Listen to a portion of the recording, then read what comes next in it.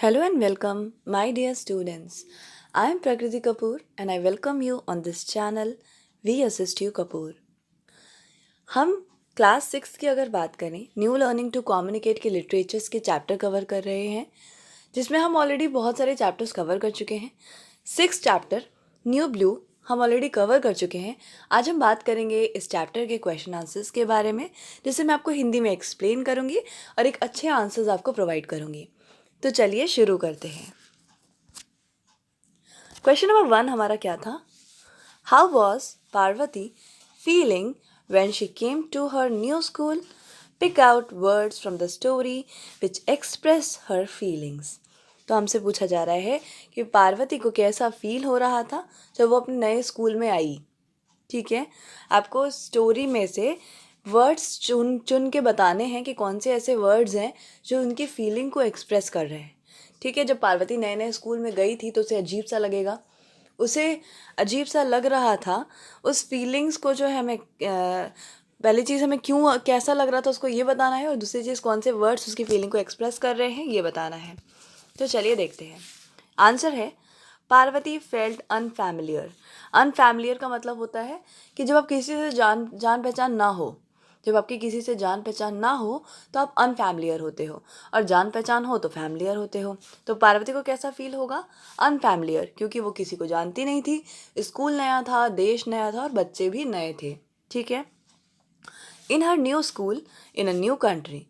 क्यों उसे अनफैमिलियर लग रहा था? क्योंकि वो एक नए स्कूल में थी, एक नए देश में थी। She had a new uniform, उसके पास नया यूनिफॉर्म था, स्कूल की ड्रेस थी। अ न्यू बैग, नया नया बैग था। एंड न्यू बुक्स, उसके पास नई नई किताबें भी थीं। सब कुछ नया था उसकी लाइफ में उस समय, स्कूल, देश, बुक्स, ड्रेस, सब कुछ नया था, bag etcetera. She felt extremely silly standing in front of a class full of strange girls. तो वो पूरी क्लास के सामने खड़ी हुई थी, स्ट्रेंज लड़कियों के सामने खड़ी हुई थी, और उसे बहुत एक्सट्रीमली सिली, सिली मतलब होता है बहुत फुलिश, बहुत बेवकूफ़ी जैसा महसूस हो रहा था कि मैं क्या कर रही हूँ यहाँ पर, अनजान लोगों के सामने खड़ी हुई हूँ। ठीक है, the words are new everything, new and unfamiliar और वियर्ड। कौन से वर्ड्स पार्वती की फीलिंग को एक्सप्रेस कर रहे हैं? वर्ड्स जैसे कि new everything, new and unfamiliar और वियर्ड, ये ऐसे वर्ड्स हैं जो ये दिखाने की कोशिश करें कि उसको सब कुछ नया लग रहा था, सब कुछ अनजान लग रहा था और सब कुछ अजीब लग रहा था। ठीक है, चलते हैं नेक्स्ट क्वेश्चन की तरफ। हमारा नेक्स्ट क्वेश्चन है, why was the nun not able to say Parvati's name correctly? Why didn't Parvati correct her? तो जो नन थी, स्कूल की एक सिस्टर थी, वो पार्वती का नाम सही से नहीं ले पा रही थी, है ना। तो हमसे पूछा जा रहा है कि सिस्टर जो वहाँ पे एक नन थी, वो पार्वती का नाम ठीक से क्यों नहीं ले पा रही थी। वाई डिडेंट पार्वती करेक्ट हर? और पार्वती ने उन्हें करेक्ट क्यों नहीं किया? पार्वती ने उन्हें क्यों नहीं बताया कि नहीं, आप जो बोल रहे हो वो गलत है? तो चलिए आंसर देखते हैं। The Malaysian Chinese nun couldn't pronounce Parvati's name because the hard rolling R in Parvati was impossible for her to pronounce. तो यहाँ पर एक मलेशियन चाइनीज़ नन है जो कि एक मलेशिया और चाइना से कहीं ना कहीं कांटेक्ट रखती हैं। वो जो है पार्वती का नाम सही से प्रोनाउंस नहीं कर पा रही थी। क्यों? क्योंकि उनके उस पार्वती के नाम में एक आर आता है, पार, है ना। तो ये जो पार्वती है ना, तो ये जो आर आ रहा है, इसमें आपकी टंग जो है रोल करनी पड़ती है आपको, और ये जो थी वहाँ के लोग इस तरीके से बोलते ही नहीं हैं, तो उनके लिए बहुत इम्पॉसिबल है कि वो उस तरीके के वर्ड्स को प्रोनाउंस कर सके। ठीक है, Parvati did not correct the nuns pronunciation of her name because she was new in the school. Parvati ने नन को करेक्ट नहीं किया, उसको नहीं बताया कि आप मेरा नाम गलत ले रहे हो, क्योंकि वो स्कूल में नई थी और वो क्या सारी चीज़ों को क्लियर करती रहे, इसलिए वो चुप रह गई। ठीक है, चलिए क्वेश्चन नंबर 3 देखते हैं। Why do you think miss goon misunderstood Parvati situation? अब एक मैम थी उसकी, पार्वती की, जिनका नाम है मिस गून। उनको लग गया था कि पार्वती जो है परेशान है और वो रो रही है ना। आपने अगर चैप्टर नहीं पढ़ा है तो इसकी लिंक मैं आपको डिस्क्रिप्शन बॉक्स में दे दूँगी और कमेंट बॉक्स में भी दे दूँगी। आप सबसे पहले उसके चैप्टर को जाके वॉच कर लीजिए और उसके बाद आप इस क्वेश्चन आंसर्स को कवर करिए। ठीक है, तो मिस गून को क्या लगा था, वो मिसअंडरस्टूड कर गई थी, उसको लग रहा था पार्वती रो रही है. What did she do to put Parvati at ease? और मिस गून ने क्या किया जिससे पार्वती नॉर्मल हो जाए, पार्वती ईजी फील करे. ठीक है, एज मतलब होता है ईजी. ठीक है. Parvati had tears in her eyes because of pungent strip of ginger in her mouth. तो पार्वती का जो आंखें हैं वो आंसू से भरी हुई हैं क्योंकि उसने क्या किया था, एक पंजेंट स्ट्रिप ऑफ जिंजर, एक बहुत तीखी महक वाली, मिर्चा की महक वाली, जिसमें बहुत तेज़ मिर्च था, ऐसे अदरक खा ली थी in her mouth, which her friend had given her. और वो अदरक, वो जिंजर जो स्ट्रिप है, वो किसने दिया था इस पार्वती को? उसकी एक दोस्त ने, है ना. But miss Goon thought that Parvati had been weeping. पर मिस गून को क्या लगा कि पार्वती रो रही है, being lost and confused in her new school, क्योंकि वो अपने नए स्कूल में लॉस्ट हो गई है, खो गई है और कन्फ्यूज हो रही है. She asked Parvati not to worry. उसने पार्वती से कहा कि परेशान मत हो, and said that she realised her anxiety. और क्या कहा कि वो जानती हैं, मिस गून जानती हैं कि पार्वती परेशान है, पार्वती टेंस्ड है. She told her that she would soon have many friends. और ये भी कहा कि तुम परेशान मत हो, जल्दी ही तुम्हारे पास बहुत सारे दोस्त होंगे. ठीक है, चलिए आगे देखते हैं. Question number 4. What prank did Fawzia Ahmed play on Parvati? Why do you think she did it? तो एक लड़की थी फौजिया अहमद, उसने प्रैंक का मतलब क्या होता है, एक तरीके से मजाक, एक मजाक किया था पार्वती के साथ. और आपको क्यों लगता है कि पार्वती के साथ उसने मजाक किया, क्यों किया मजाक? ठीक है, आंसर देखते हैं. Fauzia Ahmed teaches Parvati the line साया मकोवाइन बहंकुआब, है ना, हमने पूरा उसको पढ़ा हुआ है. तो एक लाइन जो है फौजिया अहमद ने पार्वती को सिखाई, एंड टेल्स हर टू से इट टू जिलियन शू. और कहा कि इस लाइन को जाके, एक लड़की है जिलियन शू, उसके सामने कहो. While asking for a set of game uniform as, मतलब सिखाया कि तुम इस लैंग्वेज में इस सेंटेंस को जाकर जिलियन चू से कहो और उससे अपनी गेम्स की यूनिफॉर्म मांगो. ठीक है, यूनिफॉर्म मांगने के लिए सिखाया. As Chew does not speak English but the lines in Chinese. देखो क्यों उसने ये लाइन सिखाई, क्योंकि उसने बताया कि जिलियन च्यू को इंग्लिश नहीं आती है और तुम्हें चाइनीज़ लैंग्वेज में ही ये लाइन जाकर कहनी पड़ेगी उस लड़की से.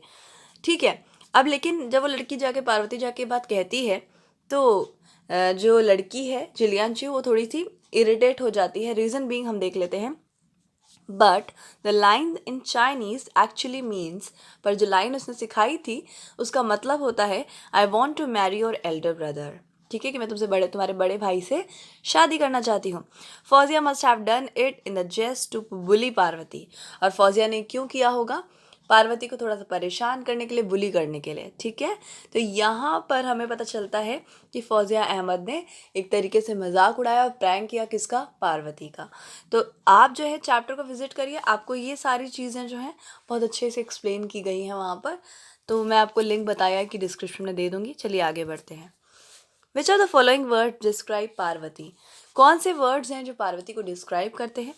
Confident, nervous, trusting, forgiving, spiteful, friendly, respectful. और आपको अपने हर आंसर के लिए रीज़न देना है. तो चलिए शुरू करते हैं. मैंने यहाँ पर कुछ वर्ड्स जो पार्वती को डिस्क्राइब करते हैं उन्हें ही लिया है, बाकियों को नहीं लिया है. ठीक है, तो हम लोग देख लेते हैं वो कौन से वर्ड्स हैं. सबसे पहले पार्वती वॉज नर्वस, तो हमने पहला वर्ड कौन सा लिया, नर्वस. तो यहाँ पर हमसे पूछा गया था ना, तो ये वाला ले लिया. ठीक, दूसरा है, अब नर्वस क्यों थी? It is evident from the fact that when she entered in the new school and her mother was outside the gate, her heart was sinking and skipping at the same time. कैसे हमें पता चलता है कि Parvati nervous होती थी? क्योंकि हमें बताया गया है कहानी में कि जब वो स्कूल में जा रही थी तो उसकी मम्मा जब बाहर खड़ी थी और वो गेट के अंदर थी, तो कहीं ना कहीं से बहुत डर लग रहा था, उसका दिल बैठा जा रहा था और उसे लग रहा था कि उसकी हार्ट बीट्स मिस हो रही हैं. ठीक है, सेकंड क्या है यहाँ पर? सेकंड है यहाँ पर कॉन्फिडेंट. हमने कॉन्फिडेंट को नहीं लिया क्योंकि वो कॉन्फिडेंट नहीं थी इतनी ज़्यादा. हम देखते हैं नेक्स्ट, ट्रस्टिंग. तो यहाँ पर लिखा हुआ है ट्रस्टिंग में ट्रस्टेड वाली बात. तो हम क्या कह रहे हैं यहाँ पर? Trusting because she trusted Fauzia. वो ट्रस्टिंग भी थी क्योंकि उसने फौजिया ने जो कुछ भी उसको बताया, ये लड़की पार्वती उसको मान ली. ठीक है, आगे देखते हैं, नेक्स्ट है हमारा फॉर गिविंग। तो फॉर गिविंग में, हाँ बिल्कुल फॉर गिविंग भी वो थी। क्यों, कैसे पता चलता है? बिकॉज वेन शी रियलाइज, यहाँ पर शी करो, because when she realise, she है ये, when she realise that Fauzia had played the prank on her, she doesn't blame her for it. जब उसे पता चला कि फौजिया ने उसके साथ मजाक करा है, तो वो जो है फौजिया को ब्लेम नहीं करती है, इनफैक्ट कहती है कि चलो कोई बात नहीं, और वो नॉर्मल हो जाती है। तो वो इस हिसाब से फौजिया को माफ़ कर देती है, राइट। चलिए, ये देखो हमारी बैटरी भी लो हो गई सुबह सुबह। चलो आगे बढ़ते हैं, नेक्स्ट देखते हैं। नेक्स्ट क्या है, यहाँ पर है, अगला है स्पाइटफुल, हमें कुछ भी ऐसा नहीं लगा। फ्रेंडली, ठीक है, फ्रेंडली से हम बनाएंगे। देखते हैं क्या, Parvati was friendly to Kim Lang and Jillian Chew. तो बहुत जल्दी उसकी 2 लड़कियों से दोस्ती हो गई थी, जिलियन चू से भी दोस्ती हो गई थी और किम लैंग से भी। नेक्स्ट है हमारा, ये है रिस्पेक्टफुल। तो बिल्कुल वो रिस्पेक्टफुल भी थी।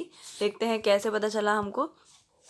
Parvati was respectful to Kim Lang and miss Goon and all her classmate. तो सभी क्लासमेट्स मिस गून और किम लैंग के साथ वो इस रिस्पेक्ट से ट्रीट कर रही थी, उनकी इज्जत करती थी। तो यहाँ पर हमें कुछ वर्ड्स हैं जो पार्वती को डिस्क्राइब करते हैं और आप इनको इसी तरीके से लिख लेंगे, ठीक है। चलिए अब हम देखेंगे लेट्स डिस्कस के क्वेश्चन आंसर्स। तो लेट्स डिस्कस के क्वेश्चन आंसर हमारे स्कूल के जो बच्चे हैं, जो SMCS वाले हैं, उनके लिए मैं बता दूँ, उनको ये काम B कॉपी में करना होता है। तो बड़ा कन्फ्यूज़न था लास्ट टाइम कि कौन सा काम B कॉपी में, कौन सा A कॉपी में, तो ये B कॉपी में करना है। तो चलिए शुरू करते हैं। Do you think the girls at Parvati's new school were insensitive? आपको क्या लगता है जो लड़कियां थी पार्वती के नए स्कूल में, क्या वो इनसेंसिटिव थी?